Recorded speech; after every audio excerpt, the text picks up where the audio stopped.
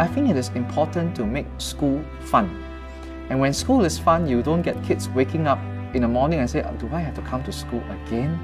So we embrace technology because it helps us make learning more engaging. I believe that when kids are engaged, when kids are interested, that's where learning takes place.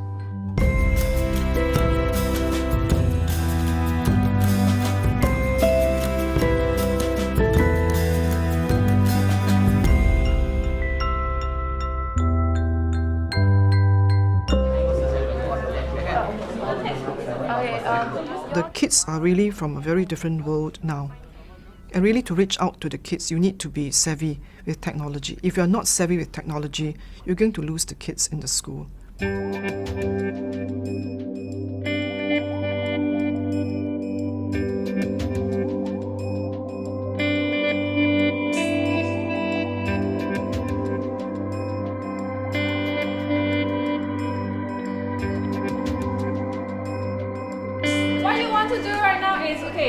Think of the Socratic questions. Nhuận Secondary School is a typical school in Singapore where we take in students with different academic abilities, and we have about 1,512 students in this school, and they all come from the neighborhood. We get students from the age of 13 to about 16. Many students want to come to this school because of its strong program, especially in the use of ICT, Infocom technology. And the teachers here are known to produce very good teaching materials and very innovative teaching ideas to engage the students in the classrooms. In the early 1990s, the teachers really are the monopoly of knowledge, and they are the one that comes to the class to deliver that knowledge so that the students can acquire them.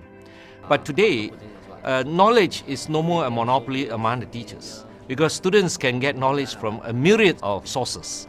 And hence, the role of the teacher today is facilitation. That means facilitate students where they could get the right knowledge, how they could synthesize them, how they could discern the information that they get. Velocity is defined as the rate of change of distance with time. Is it true or false? So I want you to tweet me your answer. So this is how you tweet. This is the format that you need to tweet. So you put in @ vote by tweet 1. We look at technology very meaningfully, and we see how can we leverage this technology to make a very significant impact in the classroom instruction. I'll give you an example. In a classroom of 40, it is really impossible to get 40 students to ask 40 questions at one go. When we use the instant messaging tool, we open 40 windows to 40 kids. They could ask 40 questions at the same time, and the teacher could see their thinking on the technology tool that they use. And kids get more excited because they are using the tools that they are very, very good in using, not just the pen and the pencil. Okay, so same thing, we will have 2 students to every terminal. If you have any issues with the terminals, raise your hand and I'll come to you. Okay? Come, let's go. What the students are doing is they are currently exploring this Second Life art gallery which the school has set up. Okay, and the works that are shown in this gallery is actually made up of local works that have been done by local artists.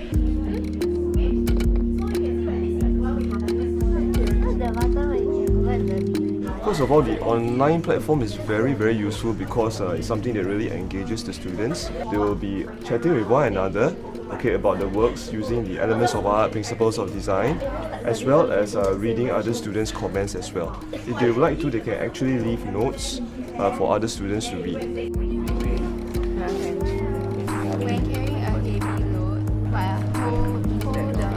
Web 2.0 world with Wiki, with your Facebook, your blogs, you find that it's a very participatory culture. It calls for a lot of collaboration. They no longer become just a consumer of knowledge.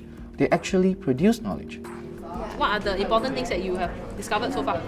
The election, and the tendency to lose their actions. I find that students themselves are often on Facebook. So instead of looking at them and looking at Facebook as a distraction, I would rather use it to engage them. They even when they're stuck with certain question, they post up the question to the class, and you see responses, and they are learning from each other, which I think it's better because there's more motivation, intrinsic motivation for them to learn, rather than I tell you to do this and I tell you to do that.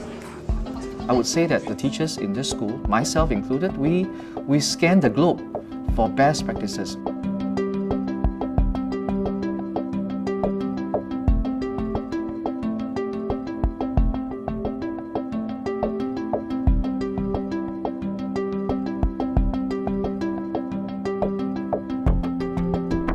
Now, to follow that URL, it will lead you to a Google form. Okay? Using that Google form, I want you to key down some of the things that will help you. We are in the process of watching a model lesson that's being run by my colleague here, and the whole process of us watching the lesson is to gain some kind of points from her lesson and also to provide our feedback. We discuss it to come up with a better lesson, because definitely learning grows with sharing and communication, and there's definitely scope for improvement for any lesson. Alright, first of all, I understand that the purpose of this Skype session, we want to confirm the suitability of the pretest. Is this the common agenda that we have? Yes, the common agenda. Yeah, that's right, yeah. Okay. Maybe we can think about is if we give it to the children as is, some of them might actually come up with the idea of the steepness of the slope. There's always something new to learn. You're never at a standstill. You're always moving ahead, pushing boundaries, trying to discover new things, new ways of teaching. So it's exciting, because even if the pedagogy is sound, there's always a technology that's always challenging us, and we always have to find new ways to connect with the kids and to challenge them.